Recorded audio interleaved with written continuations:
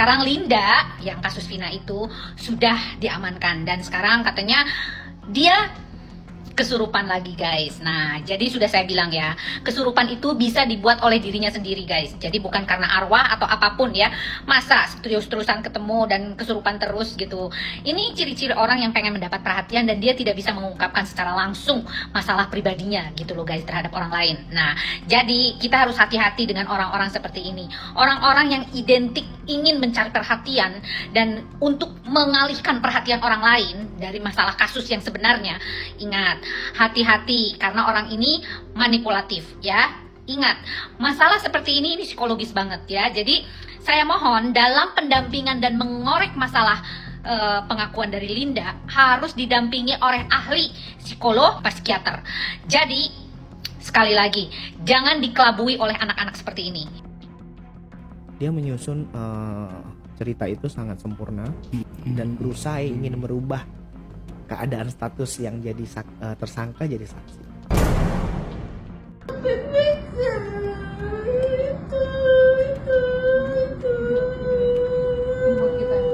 Oh yang jejak backpacker itu ya?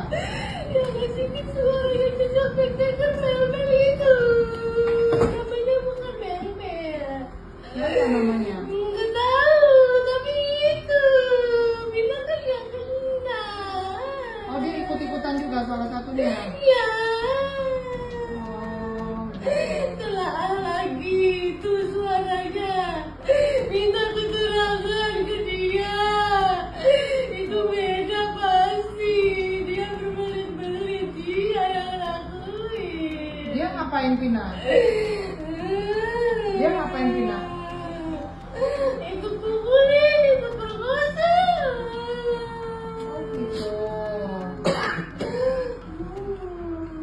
Dari 23 poin ya, Ya, kalau nggak salah 23 poin itu beberapa poin kan sudah sempat kita bahas ya, tapi kita bahas ulang lagi aja. Oh boleh, silakan. Boleh. Oke, kita dari satu berarti ya. Ya satu ya. Oke, monggo silakan Mas. Satu, saat dia mengatakan dia bilang kenal dekat, sudah seperti adiknya. Ya. Tapi itu bertolak belakang dengan apa yang dia lakukan, tindakan-tindakannya di ujung ceritanya. Di ujung ceritanya kan dia katakan mencari pertolongan, Ya. terus benerin baju gitu.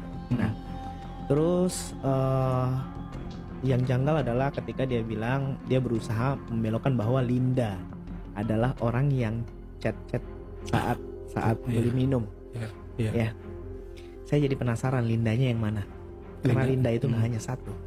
Linda mana yang kita bicarakan, yang si Mas Mel bicarakan ini ya? Iya, nanti kita cari, nanti kita bedah Oke. Linda yang mana. Oke. Saya rasa Linda ini ada 3. Iya. Apa nih Mas, versi Mas Mel Linda apa nih Mas? Tiganya itu yang beredar di. Maka itu nanti kita bahas ya. akan mengetahui Linda mana yang dia maksud dari antara 3 itu. Dia menyusun cerita itu sangat sempurna dan secara konstruksi berpikir adanya inisiatif untuk minta ditunggu supaya bisa pulang bareng. Tapi fakta yang terjadi setelah itu dia ceritakan lagi bahwa ketika sampai di rumah Linda, dia mengantar Linda, dia bilang Linda masuk kamar. Pas ditanya nggak ada jawaban dan akhirnya dia menelpon dan chat, kemana ya, kok Eki semua Vina belum nyampe gitu. Nah Kita dibalas lagi ya. Dia menceritakan itu dan yang paling besar janggalnya dimulai dari sini. Ya udah deh, akhirnya aku cari puter-puter gitu. Terus aku ketemu sama teman Eki dan teman Eki bilang itu lihat ada di jembatan. Eki lah sama Eki lagi ribut. Nah pertanyaan pertama saya adalah siapa teman Eki itu? Jadi kita dalam mencari suatu kebenaran kesaksian, kita juga harus mendapatkan validasi dari orang yang dia sangkut pautkan di dalam cerita itu. Pahami? Jadi kalau dia bilang ada Eki, berarti kita harus cari tahu siapa sih teman nih. Ada nggak? Jangan-jangan teman itu yang dia katakan itu fiktif, tidak ada orangnya. Artinya dia sudah melibatkan satu orang di dalam itu. Nah biasanya dalam pengetahuan ilmu tentang linguistik, psikologis, seseorang ketika berbohong dia akan berusaha mengaitkan orang lain untuk menjadi validasi yang dia akui dirinya sendiri. Ya, jadi dia berusaha untuk membawa orang lain supaya seakan-akan Kalau mau Valid. dicek silahkan cek sama Iya. orang itu. Iya. Jadi situ ada kejanggalan yang menurut saya besar. Kalau ini semuanya benar, ngapain dia harus membawa nama orang lain di dalam? Tapi it's okay, itu normal lah ya. Tapi nanti bisa dibuktikan di akhir cerita ini. Lalu setelah itu dia katakan ada temannya Eki memberitahu ada ribut-ribut di jembatan flyover. Nah, kalau kita runtut dari awal, flyover itu adalah titik tempat pertemuan pertama almarhum Eki dan Vina yang dinyatakan kecelakaan. Betul. Ya benar ya, flyover. Tapi dia katakan di situ, akhirnya aku cari-cari, aku lewat SMP Negeri 11 dan aku berhenti, Iya. aku taruh motor. Hmm. Nah, artinya dia tidak sampai pada jembatan itu, dia tidak sampai pada flyover itu. Ya. Dan dia bilang, aku mengendap-endap, ada warung yang mau tutup. Nah, ada warung yang mau tutup. Dan aku tanya, ada orang di situ, aku ajakin, ayo kita lihat ke dalam. Iya. Tapi orang ini takut, nggak berani.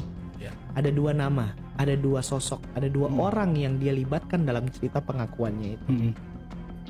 Akhirnya dia melihat, disiksa. Ya, disitulah aku melihat almarhum Vina digituin, kata dia gitu ya. Ya oke lah gitu. Besar saya adalah pada saat lu ketemu temennya Eki, itu posisinya di mana? Yang tadinya ada informasi itu di flyover, kenapa lu langsung bisa ke SMP Negeri 11? Nah, karena titiknya itu kan huruf L ya. Iya. Jadi L begini, yang SMP-nya di sini, terus dia harus jalan lagi ke atas dan flyover-nya ada di atas. Berarti kalau mau membuktikan sebuah pengakuan itu benar, ketika dia mendapat informasi itu, harusnya temennya Eki yang dia bilang itu memberi informasi itu posisinya sebelum titik dari tempat SMP itu. SMP 11. Karena dia melewatin. Ya. Kan begitu faktanya yang dia katakan. Nah, lalu dia bilang saya mengendap-endap, saya melihat mereka disiksa lah, kasihan segala macam. Saya udah dengar rekaman itu. Pertanyaan saya adalah, katanya tadi di awal kamu kenal dekat dan anggap sudah seperti adik. Iya. Saya kalau memposisikan diri sebagai si Mel itu, saya akan teriak dan tidak menyaksikan sampai habis penyiksaan. Ya. Dan saya akan cari bantuan saat itu juga. Nah, tapi di saat itu dia mengatakan, dia bilang, saya tunggulah sampai mereka disiksa, dan habis itu setelah mereka disiksa, akhirnya dibawalah ke flyover. Kan Betul. tadi di awal kamu sudah membawa cerita flyover. Artinya ini kejanggalan ini seperti jangan-jangan ya kamu adalah pelaku yang terlibat dan berusaha ingin merubah keadaan status yang jadi tersangka jadi saksi. Oke. Bukti yang lainnya adalah lalu dia bilang, ya udah saya ikutin sampai flyover. Disitulah saya lihat Eki sudah tidak berdaya ya pada saat disiksa. Sorry maaf, masih di SMP nih, dekat warung. Eki sudah tidak berdaya. Pertanyaan saya, sejauh dan sedekat apa jarak Anda melihat saat Eki dan Vina disiksa sehingga Anda bisa memastikan dan mengetahui bahwa Eki sudah tidak berdaya? Orang yang tidak berdaya itu adalah orang yang tergeletak, yang dia tidak bisa lagi bergerak, tidak bisa lagi bersuara.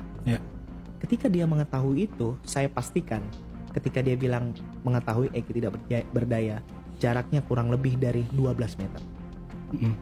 Sisa dari situ dia tidak akan bisa menyaksikan itu. Artinya jarak pandang. Jarak pandang dan malam hari. Ya. Nah, pastikan lagi apakah di tempat itu ada lampu pada saat itu.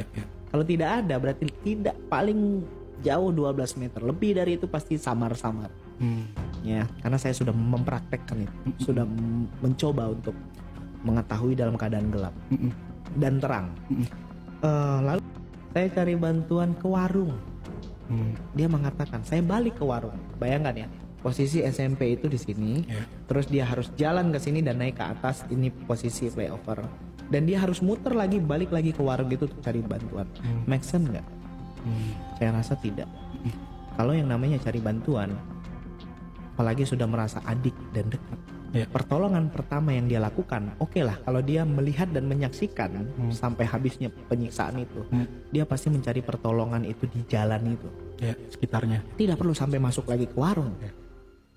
Dugaan saya, firasat saya, dia balik lagi ke warung. Kalau dia ini pelaku, dia melihat dan mencoba untuk mengecek apakah ada barang bukti yang tertinggal atau barang-barang yang tertinggal. Membersihkan TKP ya.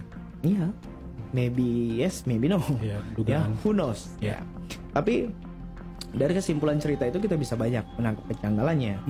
Lalu selanjutnya dia katakan, ya akhirnya aku tutuplah almarhum Vina di Meja. situ. Nah, terus dia balik lagi ke warung. Dia bilang dia balik lagi ke flyover, tapi sudah rame orang. Sudah rame. Jadi setelah itu saya bilang sama Neng Vina begitu, saya cari bantuan, pergi cari bantuan, saya putar-putar nih, cari bantuan pergi. Saya pertama datangin itu warung yang pertama saya datangin, yang ada mas-mas yang saya ajak itu, ternyata sudah nggak ada mas, udah tutup, udah nggak ada. Saya gedor-gedor pun nggak ada keluar. Nah, setelah itu akhirnya saya balik nih. Saya sudah balik itu udah rame ya mas. Ya, pertanyaan saya adalah, Anda tadi mau cari bantuan, tapi Anda malah ke warung, tapi pas balik lagi ke flyover, Anda melihat sudah rame. Berarti dia balik ke titik sebelumnya di SMP itu mencari barang yang tertinggal atau membersihkan TKP, ya dugaan ya. Atau jangan-jangan dia balik lagi ke flyover, dia mau melihat siapa orang yang akan dituduh. Siapa yang sudah menolong. Kalau saya sebagai posisinya sebagai mel-mel itu, saya akan teriak sama warga. Pak tolongin, saya tahu ini tadi dia dibunuh, disiksa. Bilang, tolong. Saya ingat betul nomor plat motornya, jenis motornya saya ingat. Tapi dia tidak membicarakan jenis motor di rekaman itu. Sama sekali. Dia tidak membicarakan nomor plat motor di saat. Kalau saya takut. Waduh, lawan saya banyak nih. Saya bisa jadi orang ketiga katanya kan. Iya. Saya pasti ingat dulu motornya, ciri-cirinya, terus nomor platnya. Nah, akhirnya pada saat itu ya udahlah. Akhirnya saya pulang lagi. Mau berniat, bukan pulang. Akhirnya saya berniat kabarin keluarganya. Saya tahu lah kalau itu bukan kecelakaan tapi dibunuh. Saya cerita sama teman saya sekampung. Ingat ya? Iya. Sudah ada 3 nama yang dia bawa-bawa dalam cerita imajinasinya dia. Jadi saya nih di perjalanan ini bingung ini mas. Kemana saya mau mengadu nih? Akhirnya saya punya teman yang satu kampung. Saya cerita nih, ayo kita ke rumahnya Vina. Ternyata beberapa tersangka itu sudah duluan ke rumahnya Vina ngabarkan bahwa Vina itu kecelakaan, mas ya. Sudah ada 3 nama. Dia katakan bahwa kita mau kabarin keluarga, tapi sampai di lokasi sudah ada orang dulu yang ngabarin. Ya, agak aneh ya. Kalau lu melihat ada orang yang ngabarin, harusnya lu validasi dong. Iya.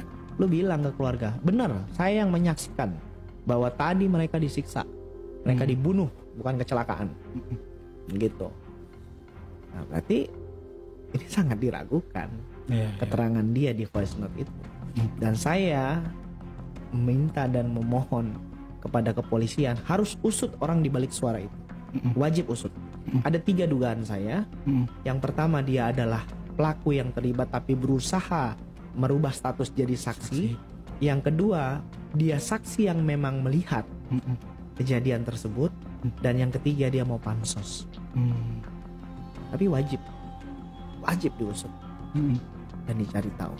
Dan saya yakin cepat atau lambat orang ini bisa terungkap siapa dia sebenarnya. Nah, itu sekedar itu bagian dari kecurigaan saya yang janggal dari isi voice note itu.